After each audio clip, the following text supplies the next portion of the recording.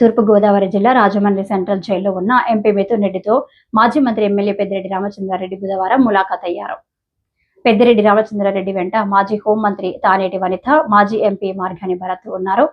పెద్దిరెడ్డి రామచంద్రారెడ్డి రాకతో పోలీసు యంత్రాంగం భారీ భద్రతా ఏర్పాట్లు చేపట్టారు. సెంట్రల్ జైలు వద్ద 144 సెక్షన్ అమలు, సెక్షన్ 30 అమలు చేశారు. పెద్దిరెడ్డి రామచంద్రారెడ్డి రాకతో భారీ ఎత్తున ఉభయ గోదావరి జిల్లాల నుంచి నాయకులు, కార్యకర్తలు తరలివచ్చారు.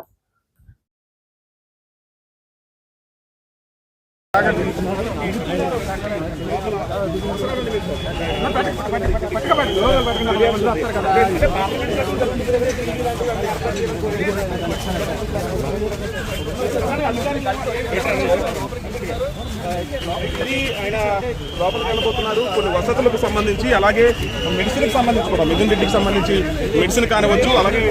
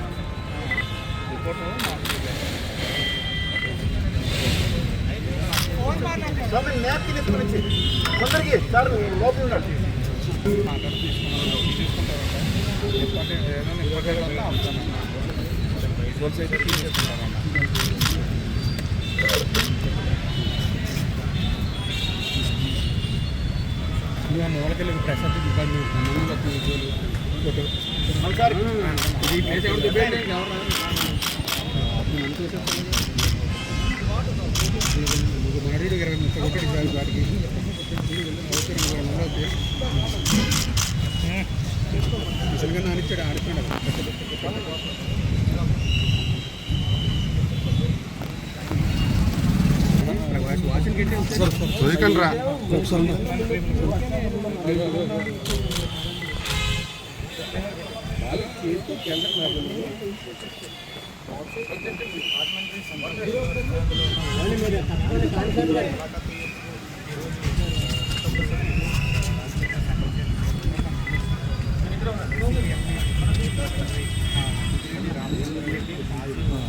వచ్చేది తీద్దామండి. వచ్చేది కనపడుతుంది.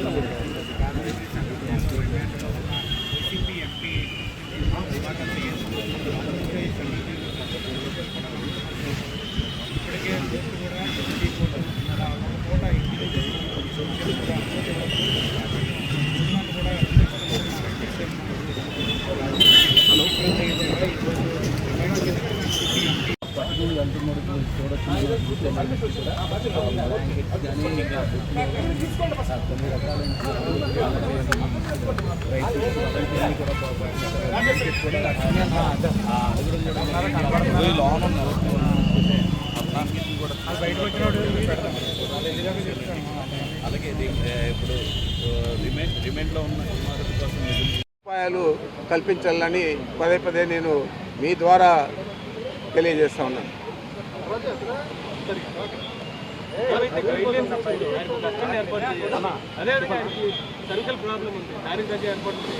ఇవన్నీ కూడా ముందు జైలు నిబంధనల ప్రకారం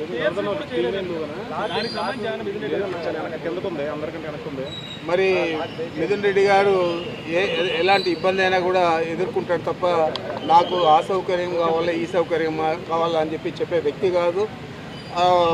ఇప్పుడు కూడా ఆయన ఏం కూడా నాకు చెప్పలేదు.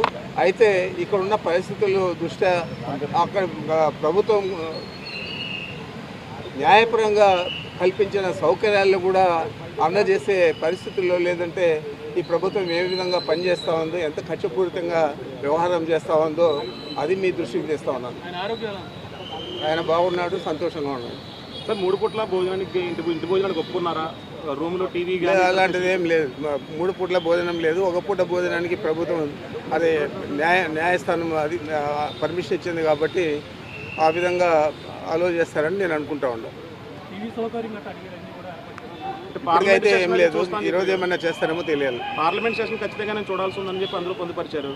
అంటే అది వెసులుబాటు తీసుకుంటారంటారా? చూడాలి. ఎంపీగా ఉన్నారు కాబట్టి ఈరోజు చూడాలి. ఒకవేళ కనుక నిబంధనలకు ఒప్పుకోకపోతే అంటే ఏ రకంగా ముందుకు వెళ్ళబోతున్నారు? ఒక ప్రజాప్రతినిధి నిబంధనలు మీరు వెళ్ళారు, మళ్ళీ న్యాయస్థానాలనే ఆశ్రయిస్తాము.